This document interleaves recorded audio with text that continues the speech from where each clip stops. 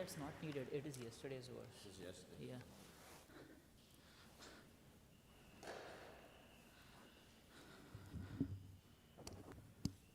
Hare Krishna.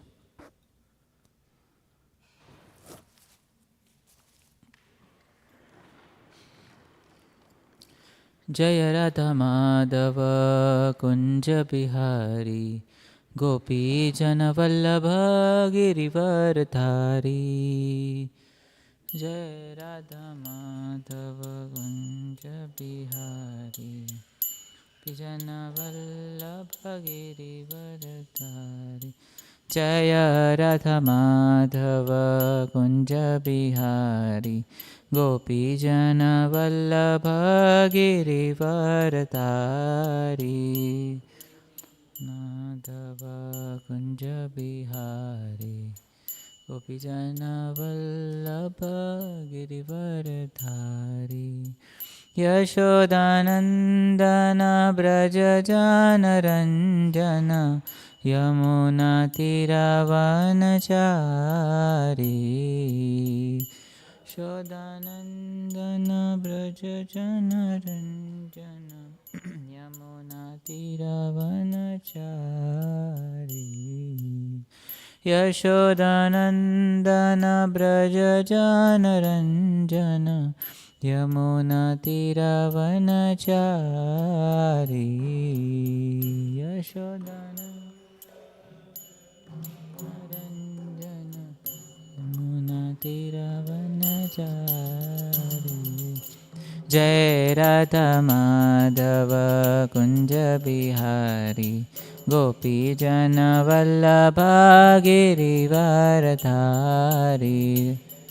Madhava Kunja Bihari Jana Vallabha Girivardhari. Jai Radha Madhava Kunja Bihari Gopi Jana Vallabha Girivardhari. Jai Radha Kunja Bihari.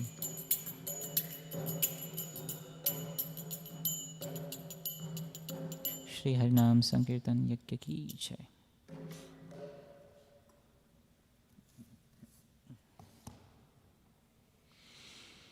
Om Namo Bhagavate Vasudevaya.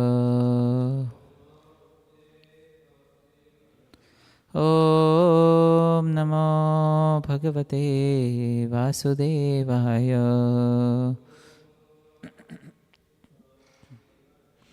Om Namo Bhagavate Vasudevaya.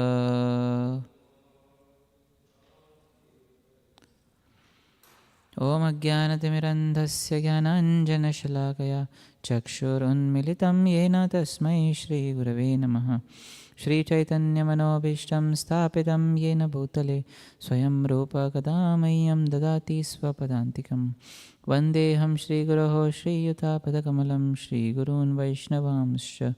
Shri Rupam Sagrajatam Sahagana Raghunathanvitam Tam Sajivam Sadvaitam Savadhutam Parishana Sahitam Krishna Chaitanya Devam Shri Radha Krishna Padan Sahagana Lita Shri Vishakhanvitamscha.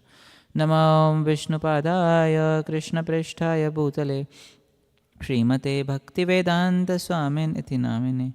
Namaste Saraswate Deve Gauravani Pracharine Nirvishesha Shunyavadi Pashyatya Deshatarine. Namo Mahavadanyaya Krishna Prema Pradayate Krishnaya Krishna Chaitanya Namine Gauratvishe Namaha. He Krishna Karuna Sindhu Dina Bandhu Jagatpate Gopesha Gopika Kanta Radha Kanta Namostute. तप्तकाञ्चन गौराङ्गी Radhe Vrindavaneshwari वृषभानुसुते देवी प्रणमामि हरिप्रिये. वाञ्छाकल्पतरुभ्यश्च कृपासिन्धुभ्य एव च पतितानां पावनेभ्यो वैष्णवेभ्यो नमो नमः. जय श्री कृष्ण चैतन्य प्रभु Nityanand Shri Advaita Gadadhar श्रीवासादि गौरभक्तवृंद.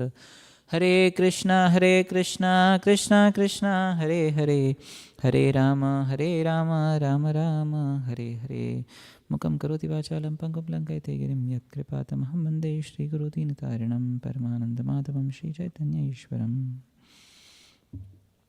Hare Krishna. We are reading today from Canto 11, Chapter 4, chapter entitled The Incarnations of Godhead, text number 9.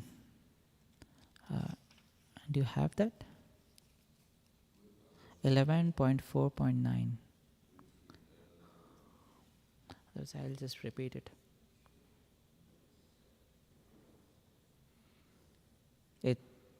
Itham bruvatyabade naradeva deva savridanam rashirasa sagranam tamuchu. 9.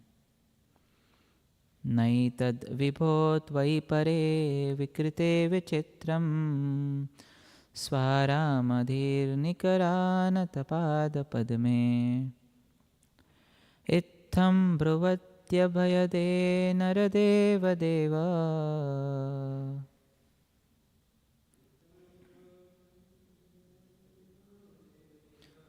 savridanam rashirasa sagranam tamuchu.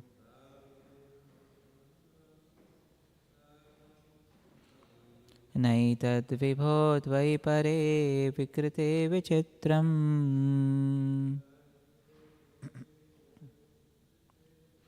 swaramadhira nikaranatapad padme.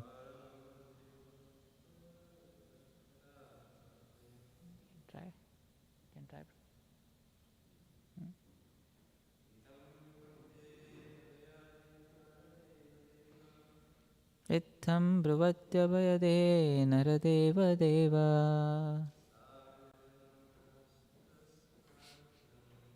savidanam rashirasa sagranam tamuchu.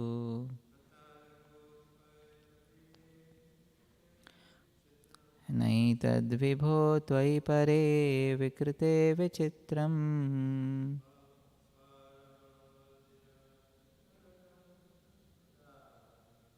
swaramadhira nikaranatapad padme.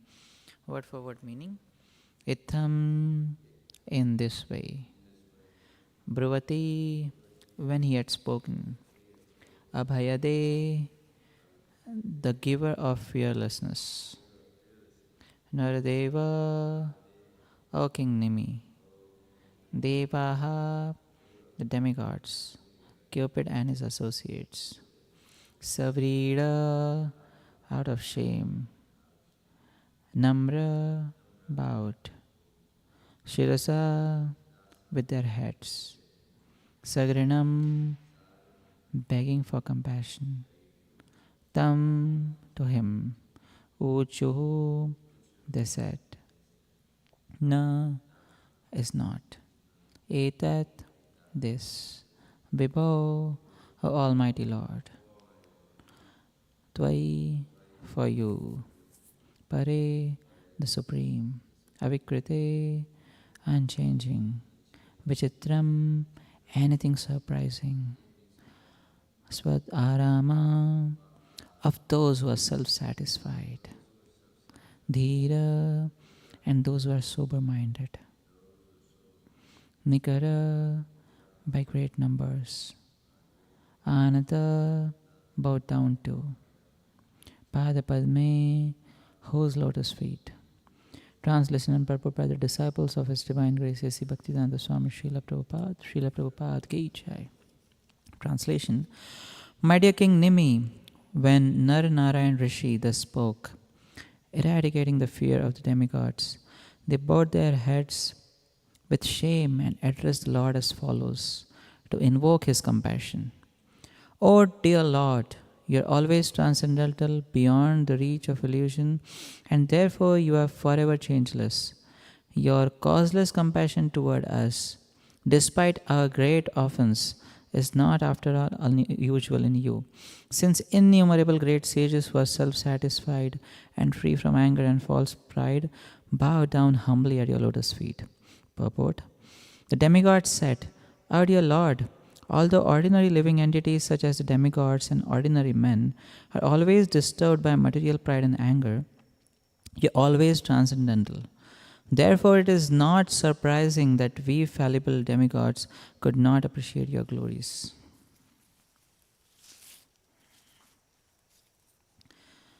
So currently we are reading this chapter entitled The Incarnations of Godhead. And this series of verses describes the incarnation of Naranarayan Rishi. And we see how, last time we were discussing how Indra, he became very insecure of his position. And because of his insecurity, he wanted to disturb the penance of the Supreme Personality of Godhead. And he tried, he sent Cupid in order to disturb Naranarayan Rishi. But the Supreme Lord cannot be disturbed by anything or by anyone. And Naranarayan Rishi just smiled at Cupid. And from his own body he generated such beautiful celestial damsels that Cupid himself became ashamed.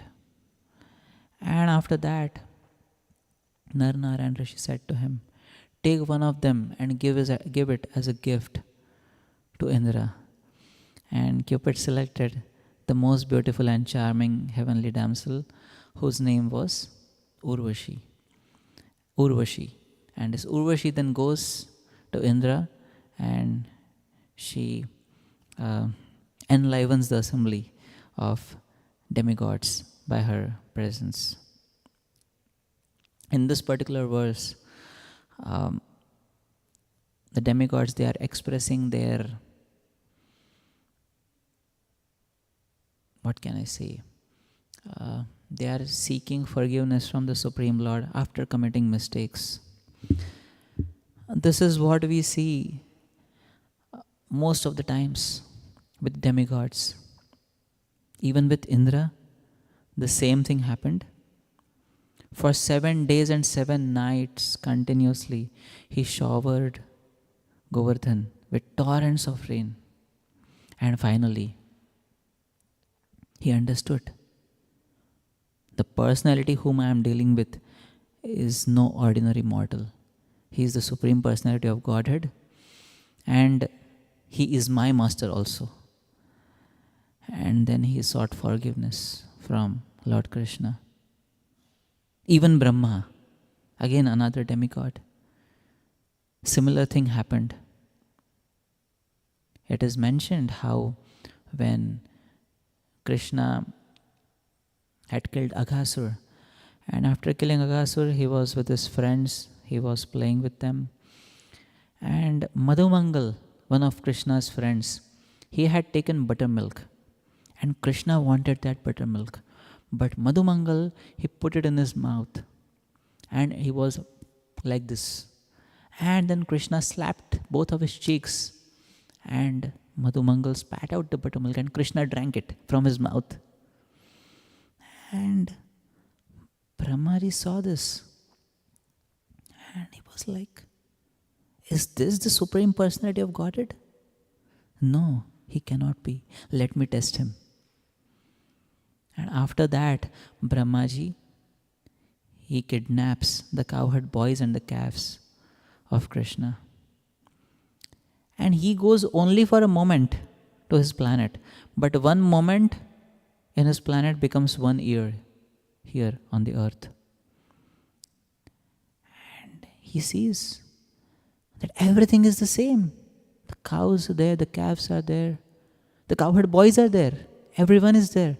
What is missing? And then he goes to the place, a cave where he had hidden the calves and the cowherd boys. And he sees they are also there.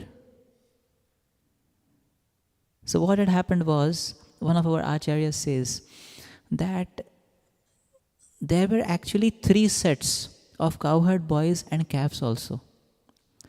The cowherd boys and the calves which were stolen by Brahma, they were not original cowherd boys. They were prototypes of the cowherd boys which were created by Krishna. Those got stolen by Brahma. Another prototype, another is the original calves and the cowherd boys. They were again kept at a secure place. And the third, the cowherd boys and the calves who were functioning for that 1 year, they actually were Krishna's expansions only. So Krishna expanded into each and every cowherd boy and each and every calf. And after Brahmaji comes back, he's totally flabbergasted. He is bewildered. And then he says to Krishna, there's one verse where he says that, my dear Lord, there may be some people who may say that they know you. But as far as I understand, I cannot understand you. And interestingly, we know that Brahmaji's body is made up of intelligence. His whole body is made up of intelligence. We may have a bit of intelligence or we may have great intelligence. But Brahmaji's whole body is made up of intelligence. Even after that, he could not understand Krishna. Then what to speak of us? So understanding Krishna is only possible by mercy.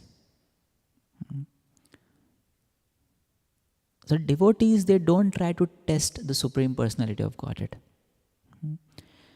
John Milton had written 2 poems. One poem he wrote, which he named as The Paradise Lost, in which he describes how the soul comes to the material world, rebelling against his father. And then he writes the next book, the sequel to it, which he names as Paradise Regained. And John Milton, in this particular book, he talks about various things, how the devil, the Satan, he tries to bewilder Jesus. And he tries to bring in various kinds of allurements to him so that he turns away from God. And the last allurement which he brings forth is, he tells Jesus, go to the cliff, and from cliff you jump off. And God will protect you. If there is God, He should protect you after you jump from the cliff. Jesus says no. Because we should not test God. God should not be tested. And when He does that, then He becomes victorious and He defeats the devil. So one of the last tests that Jesus also faced was that He was provoked to test God. But He did not do so. And here we find demigods. Sometimes they want to test the Supreme Personality of Godhead, but they themselves get bewildered. And therefore, now the demigods here are praying that you are always transcendental, beyond the reach of illusion, and therefore you are forever changeless. So we need to understand that there is a difference between ordinary living entities and the Supreme Personality of Godhead. There is a huge amount of difference. When Krishna was in Dwarka with his 16,108 queens, ordinary people might get bewildered, saying, what is he doing with so many women? Is he attached to those women? And then Sutta Goswami has to say, he says a very beautiful verse, Uddama bhava pishunam alaval guhasa vridavalok nihato madano piyasam sammuya chapamajahat pramadottamasta yassendriyam vimatitum kuhakairna sheku. So he says that the queens of Dwarka, they were having such they were throwing beautiful glances upon Krishna. Their smiles were very agitating. They could even agitate Cupid and make him give up his bow in frustration. And they could even agitate Lord Shiva. But The Supreme Personality of Godhead was not bewildered by any of their movements or their glances, because He cannot be affected. And therefore, there's a beautiful story that comes in Vrindavan. One time the gopis, they wanted to cross river Yamuna and go on the other side to serve Durvasa Muni. Durvasa Muni is said to be a person who is very difficult to deal with. But if he is pleased, then he can grant you whatever you want. So the gopis said to Krishna, Krishna, please help us cross the river Yamuna. Krishna said, okay, just as you go on the banks of Yamuna, say to Yamuna Devi that if Krishna is a brahmachari, if Krishna is a celibate, then my dear Yamuna, please allow us to cross this river. The gopis were surprised. They were looking at Krishna up and down. Krishna said, no, you just go and ask. They went in front of Yamuna, asked Yamuna, my dear Yamuna, if Krishna is a celibate, please allow us to go. And Yamuna parted ways for them to go. They went there. And then they started serving Durvasa Muni. They served Durvasa Muni, and Durvasa Muni ate a lot. And after that, Durvasa Muni, the gopis asked Durvasa Muni, my dear Durvasa Muni, we want to go on the other side of Yamuna back now. So can you please help us? And Durvasa said, oh, it's very simple. Just go to the banks and tell to Mother Yamuna, if Durvasa hasn't eaten anything, then my dear Yamuna, please give way. Now they could not debate with Durvasa. They had innocent faith. They just went and said to Yamuna, although they knew that Durvasa had eaten piles and piles of food, they said, my dear Yamuna, if Durvasa has not eaten anything, please give way. And Yamuna parted ways again for them. And the gopis, they were shocked. They straight went to Krishna and they asked Krishna, Krishna, how is it? You are not a celibate, you are always with us. What kind of celibate are you? And Durvasa Muni, we served him a lot, he ate a lot. And how could he say that he has not eaten anything? We are very much surprised, we cannot understand this. And Krishna said to them that when I am telling you that I am a celibate, I just associate with you because you desire so. I am self-satisfied. Like here also it is mentioned. I am self-satisfied. I don't desire anything. I only desire to serve my devotees. And therefore Yamuna parted ways for you. And Gopi said, okay, what about Durvasa? And Krishna said, see, Durvasa only ate because you were eager to feed him. Otherwise he has no desire to eat. So because he has no desire, because he is not attached, and because I am not attached, therefore Yamuna gave way to you. So Krishna, although he comes and descends in this material world, he is not attached to this creation. And therefore Krishna himself says in the Bhagavad Gita, Namam karmani limpanti name karma phales priya. He says that I cannot get entangled in any of the karma of this world. And one who knows this, he can go beyond karma. Just by knowing how Krishna is beyond karma, we can go beyond karma. We have this pastime of Naranarayan Rishi, how he is not getting affected by lust. He is even not getting affected by anger. And there in the third canto, this particular verse comes wherein it is said that, so Prabhupada gives a very, very nice analogy. He says that a person who is himself the manufacturer of sweetmeats, a person who is himself the manufacturer of sweetmeats, he is not attracted to sweetmeats because whole days he is in his shop only. In the same manner, Lord Krishna is the source of all beauties, how can lust affect him? Lust cannot affect him. Similarly, anger cannot affect the Supreme Personality of Godhead. And that we see from the story of Bhrigu Muni. So one time, this Bhrigu Muni wanted to test the Supreme Personality of Godhead. Actually, all the sages, they had met and they were confused as to who is really the Supreme among Brahma, Vishnu and Mahesh. And they decided that we will give this task to Bhrigu Muni. Bhrigu Muni first went to Lord Brahma. Lord Brahma is his father. And Bhrigu Muni did not offer him his obeisances. And Brahmaji got angry. He was going to speak to him something, but he retracted back.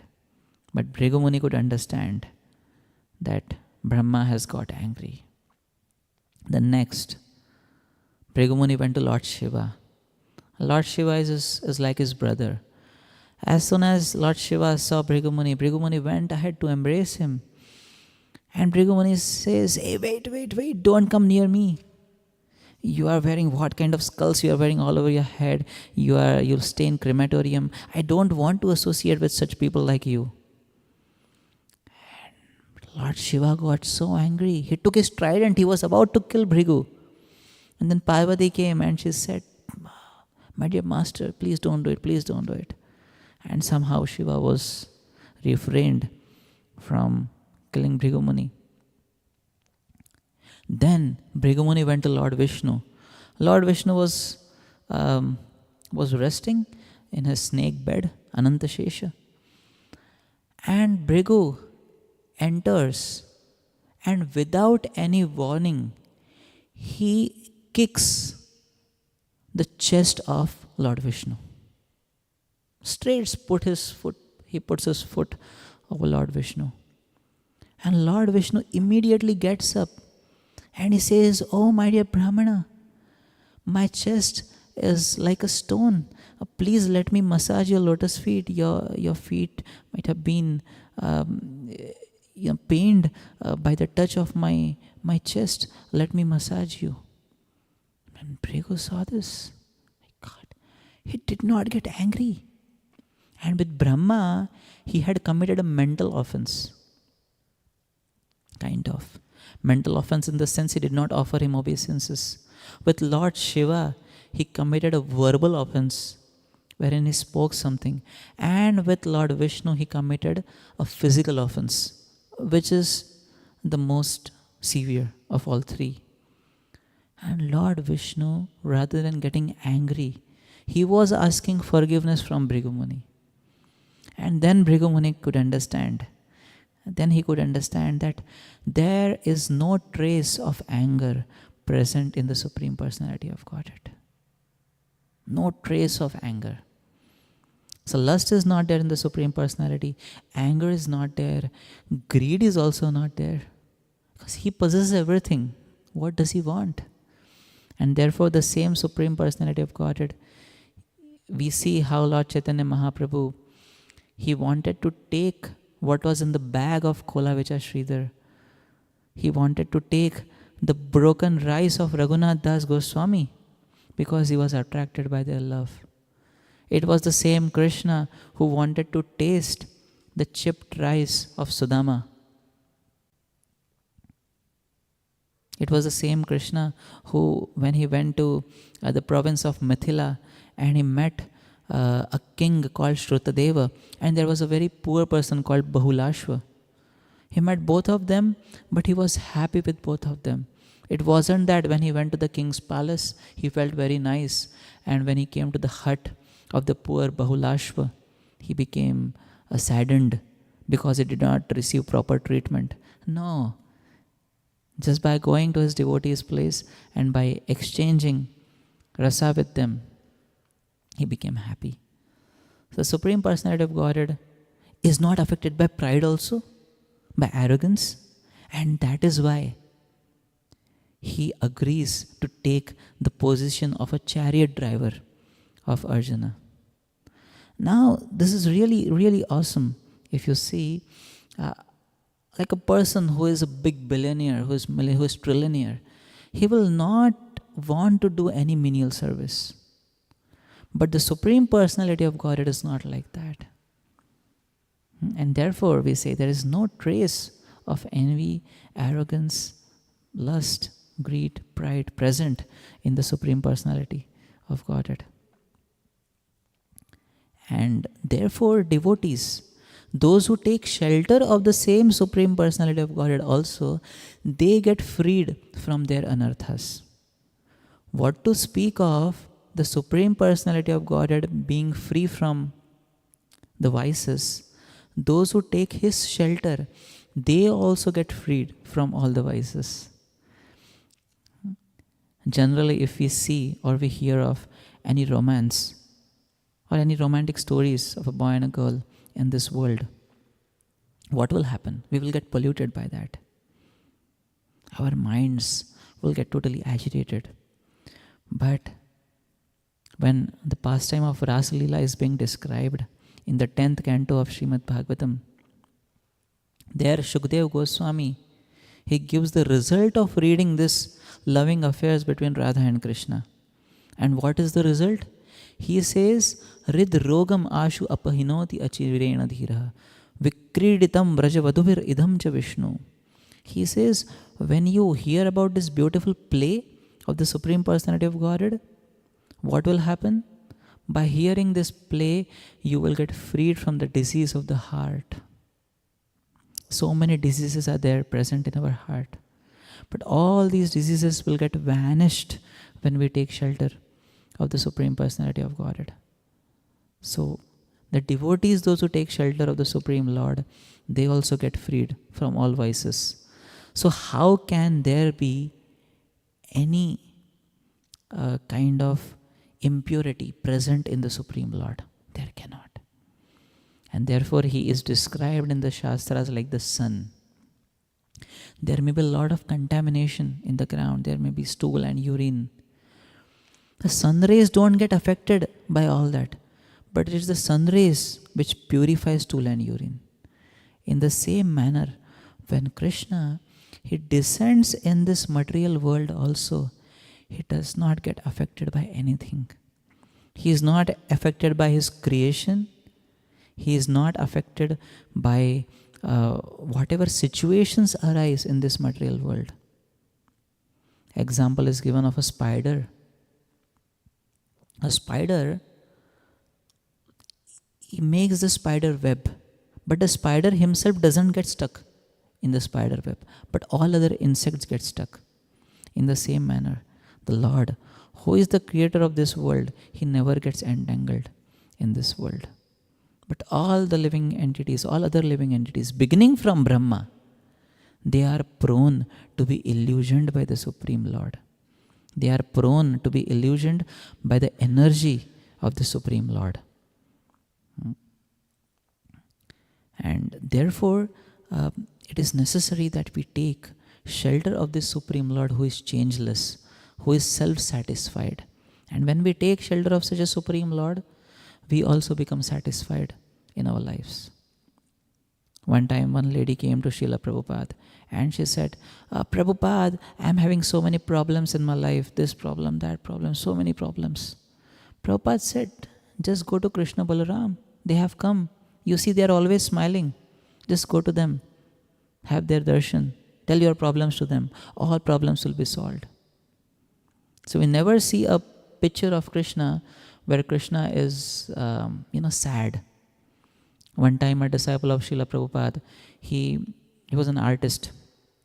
He drew a picture of Krishna where Krishna was looking very sad and he was, one hand was on his head and Krishna was looking sad. And Prabhupada asked, what is this picture?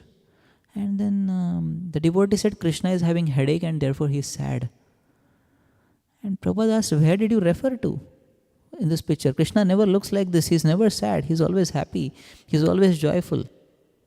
So please remove this picture and change this particular picture, because Krishna never gets affected by any of those emotions.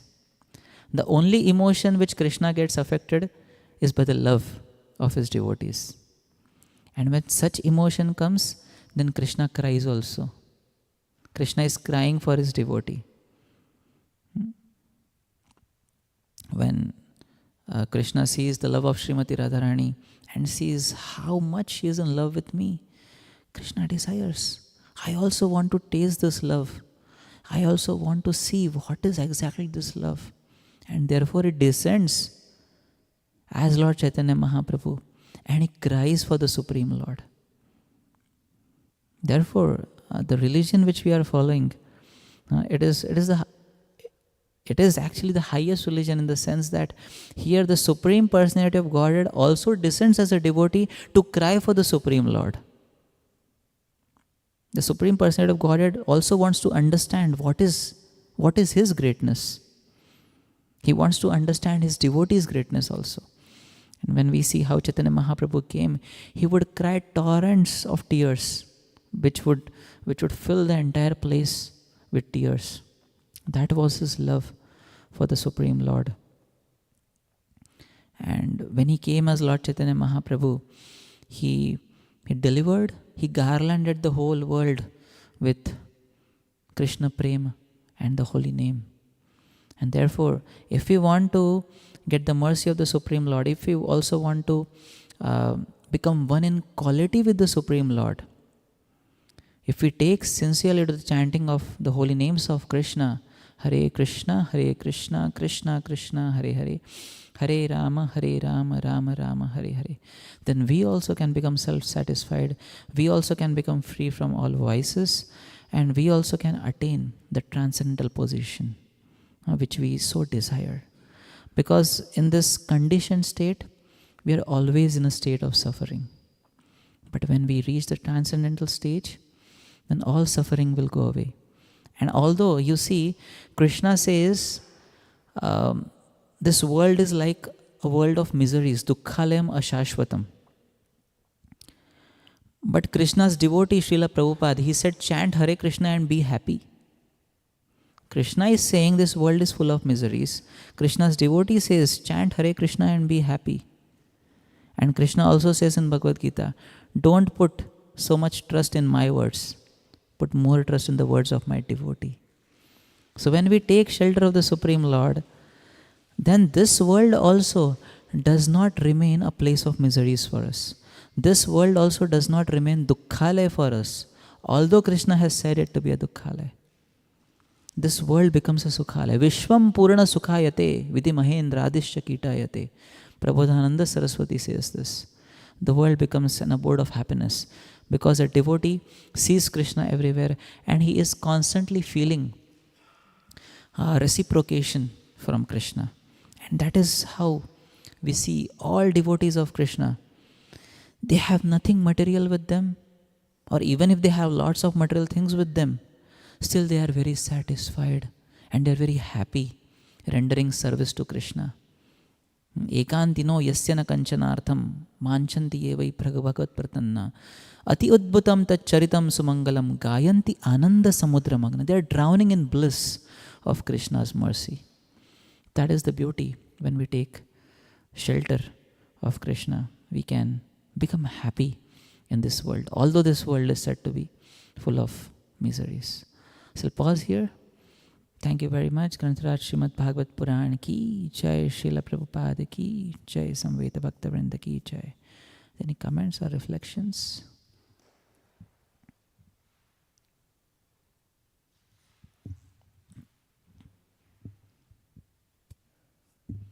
Okay, we'll stop here.